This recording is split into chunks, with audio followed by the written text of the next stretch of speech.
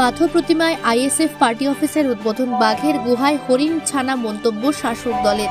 পাথর প্রতিমা ব্লকের Ramganga BDO office তথা শাসক দলের পার্টি অফিসের ঢিলছোড়া দূরত্বে আইএসএফ এর উদ্বোধন হলো অফিসের। যেন বাঘের গুহায় মুশিকের আগমন। হ্যাঁ, গল্পটা প্রথমে আপনাদের চিন্তায় ফেললেও ঘটনাটি সেরকমই। দক্ষিণ চব্বিশ পরগনার ঘটনাটি। দক্ষিণ চব্বিশ পরগনা জেলায় শাসক দলের যতগুলি বিধানসভা রয়েছে, পাথর প্রতিমার বিধানসভা শাসক দলের দুর্ভেদ্য ঘাঁটি, যেখানে বিরোধী দলের দূরবীন নিয়ে দেখতে হয়। বিশেষ করে ভোটের সময় পোস্টার মিটিং মধ্য দিয়ে দেখা গেলেও ভোটের শেষে আর খুঁজে পাওয়া যায় না। সারা বছরে মানুষের সঙ্গে মানুষের পাশে, মানুষের সুখ দুঃখের সঙ্গে শাসক দল অধঃপতনভাবে জড়িয়ে থাকে। আর এবারে দেখা গেল হঠাৎ আইএসএফ এর পার্টি অফিসের উদ্বোধন। এই উদ্বোধনকে ঘিরে বিরোধীদের কানা ঘুষো শেষ নেই। 2026 বিধানসভার লক্ষ্যে আইএসএফ এর এই পার্টি অফিস উদ্বোধনকে মনে করা হচ্ছে। তবে শাসক দল কেন যারা রয়েছে আইএসএফ কে গুরুত্ব দিতে বা পাত্তা দিতে রাজি নয়। এখন দেখার আইএসএফ পার্টি অফিস উদ্বোধন করে পাথর প্রতিমার মানুষকে কি বার্তা দেয়। তবে শাসক দলের দাবি ভোট পর্যন্ত এই পার্টি অফিস থাকবে তো, না ভোটের আগেই বেপাত্তা হয়ে যাবে। দক্ষিণ চব্বিশ পরগনা থেকে অনিন্দিতা বড়শিলের রিপোর্ট, সি প্রাইম নিউজ। নিরপেক্ষ দল যা মানুষের কণ্ঠ, সাধারণ গরিবের কণ্ঠ, হকের জন্য লড়াই করতে পারে, একমাত্র সেটা হচ্ছে ইন্ডিয়ান সেকুলার ফ্রন্ট। আজকে পাথর প্রতিমা যে আমরা যে বিডিও অফিসের সামনে যে অঞ্চল ভিডিওর সামনে যে আমরা বিধানসভার যে একটা অফিস খুলেছি, এর কারণটা কি বা অফিসটা কেন আমরা খুললাম?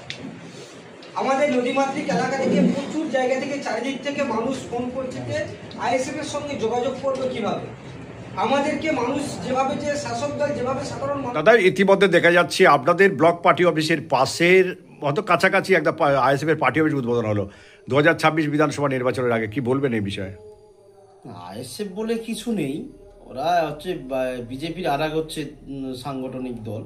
ওদেরকে হাত শক্ত করার জন্য পাথর প্রতিমার ব্লকের বুকে ওরা করতে চাইছে। কেন? এটা এদের নিজস্ব ব্যাপার হচ্ছে, ভোটের সময় কিছু টাকা নেবে কেন্দ্র থেকে, সেটা বিজেপি তো সবসময় সাম্প্রদায়িক দল করে।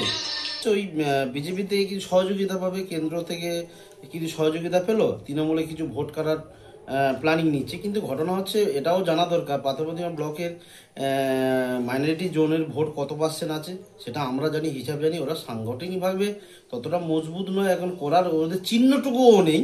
কিন্তু ওরা ওই বিজেপির হাত শক্ত করার জন্য, সাম্প্রদায়িক সৃষ্টি করার জন্য সেটা একটা উস্কানি সুড়সুড়ি দিচ্ছে।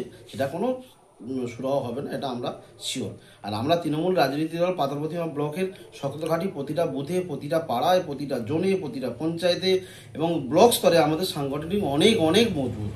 সেদিক থেকে আমাদের ভাঙার কোনো জায়গা নেই, আর ভোট কাটারও জায়গা নেই। দেখা যাবে আইএসএফ এর মাইনরিটির ভোটও দেখবে আমাদের টিএমসির 100-এর 90%, 99% ভোটও যা আমাদের বুকে বিভোগ করবে। আপনার নাম? প্রদীপ কুমার হালদার, সিনারপুর পূর্ণচন্দ্রপুর গ্রাম পঞ্চায়েতের যুবর প্রেসিডেন্ট। ইতিমধ্যে দেখা যাচ্ছে আপনার পাথর প্রতিমা ব্লকের আইএসএফ এর পার্টি অফিস উদ্বোধন হলো আপনাদের ব্লক পার্টি অফিসের পাশাপাশি। আপনি কি বলবেন এই বিষয়ে?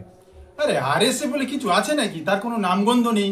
ওরা সেই পরিযায়ী শ্রমিকে যেমন থাকে, এরা সেইভাবে পাখির মতো আসে, কিছু টাকা পয়সা দেয়, মানুষের শোষণ তোষণ করেই চলে যায়। এইটি ওদের চিন্তা চেতনা। তার মাধ্যমে ওরা অফিস করছে কি, ওর মধ্যে দুর্নীতি চলছে, কিছু বোঝার নেই। তো এইটুকু বলতে পারি, আরএসএফ বলে কিছু নেই, বর্তমান দিনে থাকবে বলে মনে হয় না। আর ওদেরকে দেখতে হলে দূরবীনের সাহায্যে ছাড়া দেখাই যায় না। আপনার নাম? আমার নাম হচ্ছে বিবেকানন্দ মণ্ডল। পার্টির কি দায়িত্বে আছেন? পার্টির হচ্ছে অঞ্চল নয়, বুথ 43 নম্বর বুথ সভাপতির দায়িত্বে আছে।